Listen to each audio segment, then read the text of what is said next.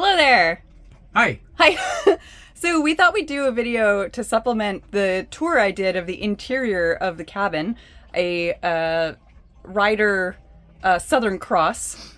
And my dad here, John, is going to show us a couple of the features of the boat that we thought might be important for people who are interested in either owning a boat like this or living aboard, or just a couple little tips that I think some of it's stuff that we've had trouble finding answers for online, right? And so it might be useful to have someone walk us through some of these features. Yeah. And just of interest to, and even if you don't want to have a boat, some of the adaptations you have to use to live aboard, I think are interesting. So, yeah. What do you want to show us? Well, let's start here in the galley. Then every boat is a compromise, right? I mean, so if you see the large catamarans, they have plenty of room for 4 double beds and washer and dryer and water makers and all that kind of stuff.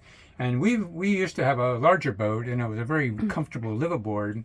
But then there's a compromise there. Everything is more expensive. All repairs, painting, varnishing, all that kind of stuff is going to take more time and more money. And we downsized deliberately because we wanted to kind of simplify. So an example of that is most boats would have electric water pumps, but we just have a hand pump. So it's really simple. Even I can repair this. Of course, I have to order parts from Australia, which takes about 6 months. But other than that, it's a nice, convenient. It's convenient in the sense that it's repairable, and we can usually get parts to do that. The other nice thing about this boat is there's actually quite a bit of storage space. This boat was built for cruising. This is the blue water boat, and as we pointed out in one of our earlier videos, it was one of the first boats to do a solo sailing from Newport to the Bahamas, and these boats have been around the world. They're very solid and very heavy. But looking again at the interior, we have a lot of storage space. This is a pantry full of things. We have our pots and pans there, and if you want to, you can take a look at our refrigeration system, which we supplemented the insulation by putting these styrofoam.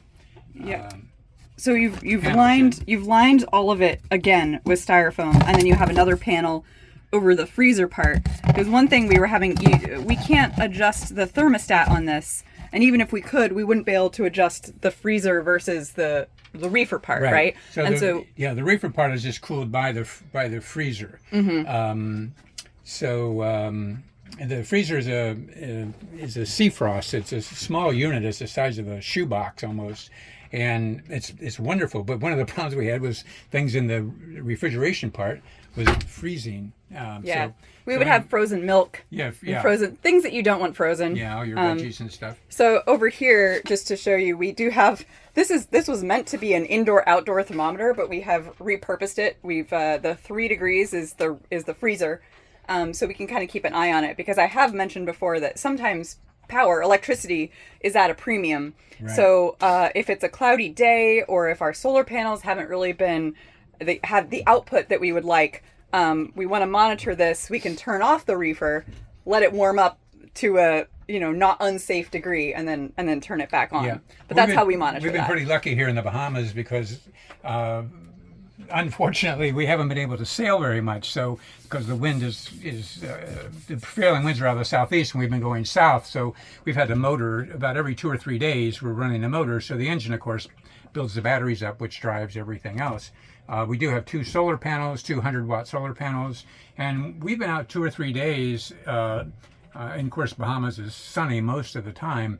And that's been able to keep everything running. The biggest energy draw we have is the refrigeration system.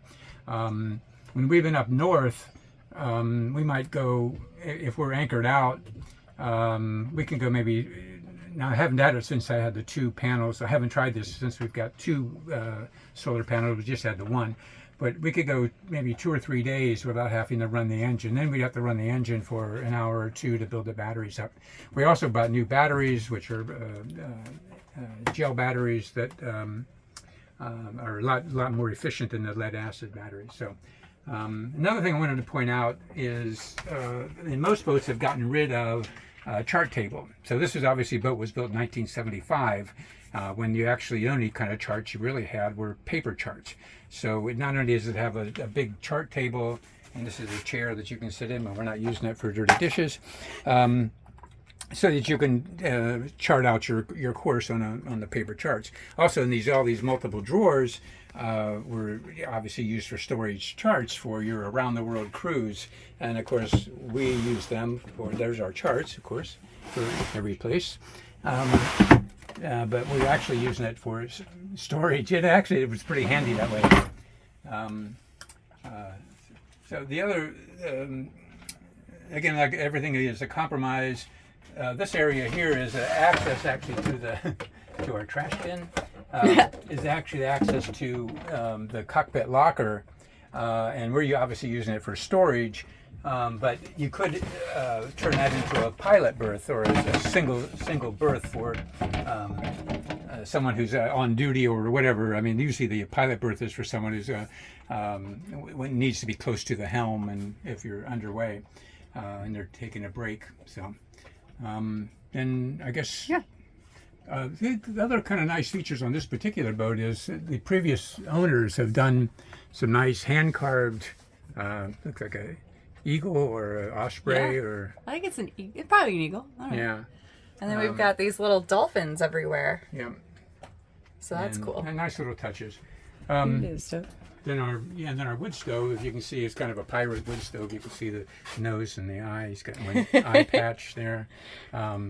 We added a little tile on there for decorative purposes. But yeah, we have no other way of heating when we're at the when we're on anchor.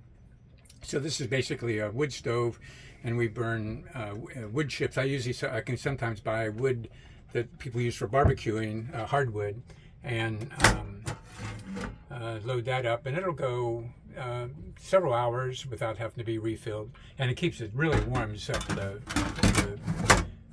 boat really quickly because we have a relatively small area. It's only 9.5 feet wide. This is another sleeping berth when we don't have we've been using obviously for storage, but for short term, somebody could sleep there, and this is a lee board or if you are sleeping in there, so you don't fall out if you're on the windward side of the boat. But it's easily removable for access. Yeah, it comes right up. Yeah, and you can sit there's here. There's all kinds of storage under here and under here. And we'll talk a little bit about the composting toilet as well. When we got the boat, it had a holding tank, and the holding tank was stored underneath this settee, under this sofa here. And it took up 3/4 of this space was taken up with a big flexible holding tank, so that all of your human waste was going into there. And then it had a hose that connection to the deck, and you could pump it out into a authorized pump out station, or if you're offshore, you could pump it off into the ocean. We replaced all that with a composting toilet, which we'll show you shortly. But what that did for us, in addition to being, I think, a little more environmentally sound, because the fact of the matter is pump out stations are difficult to find. When we lived in Rhode Island, I don't think there was a single operating holding tank at any of the marinas. So, and people are going to do something with their waste, and it's probably not something that's environmentally. There are regulations for where you can dump that, right? Right. So what are those? It's the regulations allow you to dump if you're 3 miles offshore, at least 3 miles offshore. Okay. But I can tell you that I've witnessed people who were anchored in Narragansett Bay, and every week or so they weigh anchor, they go out for an hour, and they come back. And we're probably 3 hours from to the mouth of the bay. So they're dumping it wherever they are. So anyway, so we like the fact that it's more environmentally sound and it's more convenient, and it also enabled us to use all of this space now for storage, which we do. Mm-hmm. Again, there's plenty of storage behind here. I think we probably showed you some of this stuff before. This is kind of like Fibber McGee's closet, so we don't want to open it. Everything will just fall It does out. all fall out, yeah. All right.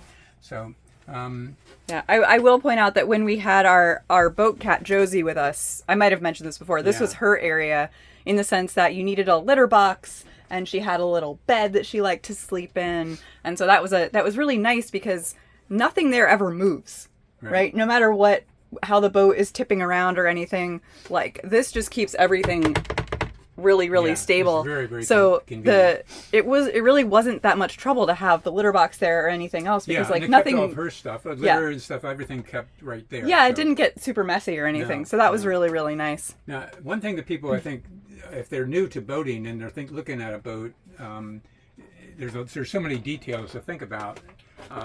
But one of the things that is a nice feature of this boat, and I think a feature of a lot of older boats, pre-air conditioning now, because a lot of boats have air conditioning, is we have these opening portals.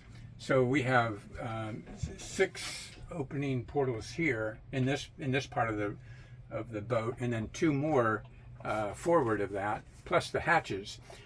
So you get terrific ventilation here. These portals also are bronze, as opposed to a lot of boats you'll see that are production boats. Later production boats have plastic or aluminum portals.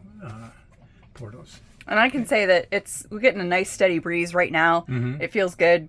Like it'll get warmer today, but I haven't felt most of the time that we've been here in the Bahamas. I know it's February, March, but it's gotten up to upper 70s, 80 some degrees, even in the shade, and it's remained pretty comfortable down here. Like I don't do super well in the sun all the time, so I've been able to escape down here, and it's not sweltering or anything. It's been really nice because of the breeze. Because you get a breeze that comes all the way through this front hatch in the forward berth, and it scoops through the whole boat, which is really cool. And we have like a wind scoop that we set up there when we're at anchor, and that obviously increases it. At night, we only use these kerosene lamps for the most part, unless we have something we need to actually see. We have a couple of battery-operated lights, but these 2 kerosene lamps provide adequate lighting for most things that we're doing. And it makes it feel very homey. Yeah, like you're in a cabin. It's a nice glow. Yeah. Yeah. All right. So. So if you are sensitive to toilet issues, you can turn the video off now. But I think it's interesting to know, because this is obviously a concern. Everybody does it. So I know I've shown you the head before, but I want, so here's the toilet, and excuse, it's a bathroom. So Hitchcock paved the way for us with that. But yeah, I want you to explain, Dad, maybe how that works exactly. Yeah, it's actually a very simple system. It's a self-contained system. The urine is separated from the solid waste as it goes in. How is it separated? Well, there's kind of a little tray right underneath the toilet seat with a hole that directs the urine into a bottle. This particular toilet uses just a standard water bottle, milk, that you can get anywhere. So that one has water in it. We're not like water. Storing that here. But, obviously they get kind of nasty over time, and it's just an easy throwaway when you need to replace it, as opposed to trying to clean out a ready-made or a purpose-made urine bottle. So your solid waste goes into basically a bucket that has a paddle on a handle. I guess we can try to show that. I don't know. You'll be able to see it. Usually only one person is in here at once. Yeah. So one of the important things is that before you use it at all, is you have to remove this. Okay? Yeah. So like that. So you, but once you're done, you've had solid waste. Oops. That's a thing that happens. I think it's made to be loose. So, we always keep it handle at 3 o'clock so we know where, because then it goes in one way. So then you just turn it 25 times. The paddle mixes up the solid waste. Inside the toilet we have you have some kind of a composting medium. We use coconut fiber. We use peat moss. Any kind of organic material will work. this stuff works really well. This is coconut fiber substrate. This is used like with animals. Yeah, like if it's you for were usually- keeping an iguana that we met on the beach, Yeah. you could use this as substrate. There's peat moss that you can just get at any garden store. Right, or most hardware stores. Yeah. And then the coconut fiber also comes in dehydrated bricks. So they're the size of basically like a building brick, but when you break them down, they're the size of a bag. I mean, they would fill a bag. So that makes it very efficient for as far as space is concerned. Anyway, so this composting toilet has worked out really well for us in that. Well, see, we've been on the boat. How long now? Well, I think we left Fort Pierce on January 20th or 21st. And today is March 7th? 10th. 10th. It's really hard to keep track of time. Yeah. Yeah, so during all that time, we've only emptied the composting toilet once, and that was just very recently. Yeah. So it's a very efficient, and there's virtually no smell. Yeah. And we've been very, very happy with that. Some of you can get a ventilation system too, and we just have not had to install it because I think haven't getting any smell. I'm slightly more sensitive to the smell, but I do want to say it's the urine smell that I'm sensitive to, and that has been very much mitigated by you just put like an inch or so of vinegar in the bottle that you're using to collect the urine, and that seems to cut that down a lot. Right. And the other thing is a lot of the smell comes from, so naturally, those of us who use paper products in the process of doing our business, you don't put that in the compost, obviously, Right. or anywhere else. You have to put that in another receptacle that's just garbage, right? Right. So that can also, over time, develop an odor, but you can throw that out. You can bag it. And you can bag it up and throw it out anytime you want. So that really hasn't been an issue. Yeah. And of course, the alternative, like I said, is to have a holding tank. And if you want to have a really bad smell, Yeah. have a holding tank. They usually have a very distinctive, unpleasant odor Yeah. over time. So, So yeah, that's worked really well. yeah. So in the other part of the boat, we haven't. I guess we've showed this before, but Yeah. obviously there's these sleeping berths, and there's nothing really unique about that as a typical V berth.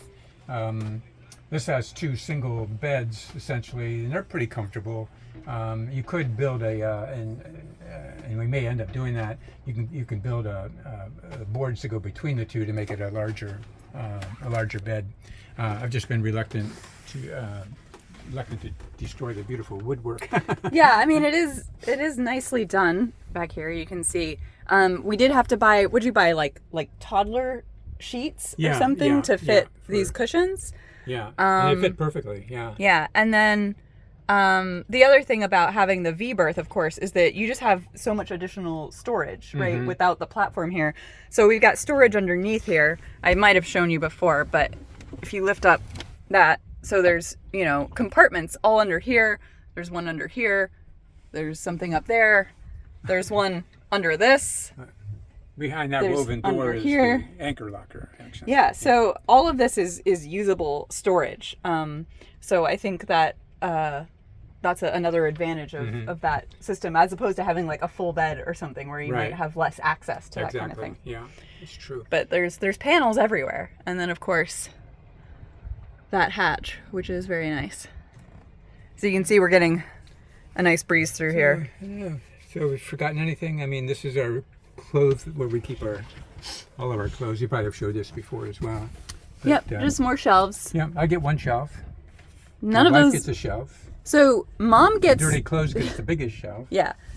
Mom has a lot of storage on this boat right now, despite not being here. Yeah. So she didn't want to move stuff off the boat that she would have to move back on. So that's why all my stuff is in like a duffel Yeah. bag over in When it's the just corner. when there were just two people, it's just my wife and I. Yeah, that whole bunk is left open actually Yeah. to be used as an actual bunk. And then another tip that I brought to bear with my duffel packing, and that I've infected Dad with, is that we've started using these packing cubes, which are really, I think, really useful. And I hadn't even considered doing it before, but now that I've done it, I don't think I'm going to travel Yeah. without them. Yeah. You can put like things with like, so you've got all of your socks and underwear in one bag, and you've got all of your t-shirts in another bag. And the advantage that we found boat-wise is not only like if you're going off and on the boat and you're trying to transfer stuff, it's a lot easier than having a whole pile of things.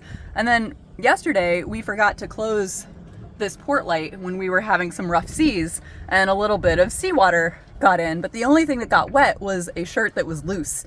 Anything that was in those cubes was fine. Right. So I think that's another advantage to that. It's very convenient, because if you're storing everything in one place, you need another t-shirt. You got to rifle through everything, see if you can, to find and it. it gets and everything gets unfolded messy really and quick. Even if you're really careful about rolling everything up or folding everything up, it lasts until the first time you actually need to use it. So this has been worked out really well, and I thank you, Kristen, for that. No, it's one of those things that I resisted because it seemed a little too fussy. It's a little too nerdy. But now that I've done it, it's like, oh, this is actually really, really convenient. Yeah. So yeah. Anyway, if you have gotten to the end of this video and you have questions about anything we didn't show you, or you want to see stuff, we are going to be on the boat another couple weeks. Yeah. And if you want to let us know, well, I don't know when I'm going to get to post this, but anyway, we'd love to show you other stuff if you're interested. So one thing that people might be interested in is the tankage. So obviously we have a water tank and we have a fuel tank. It's a diesel engine. Oh, show them that. Yeah. Well, you want to see it, or you just... Well, you can talk about it, or I think it's interesting to know where it is. All right. Well, both the water tank and the fuel tank. This is the water tank, labeled H2O, because you don't really get them mixed up. No. And the forward tank is the diesel tank. So we carry 48 gallons of diesel fuel there. I have a jerry can, another 6 gallons. So that gives us 54 gallons of fuel, which would carry us 300 miles, probably, something like that, without refilling. And then the water tank is maybe a little undersized. One of the previous owners added more fuel and sacrificed more water. So, and that was because in early days, it was probably a lot harder to get fresh water than it was to get fuel. And today it's a little bit easier to get water. So we have it's like a 35 gallon water tank. So yeah, I think that's pretty much it. All right. Well, thanks for the tour, Dad. Yep. And until next time.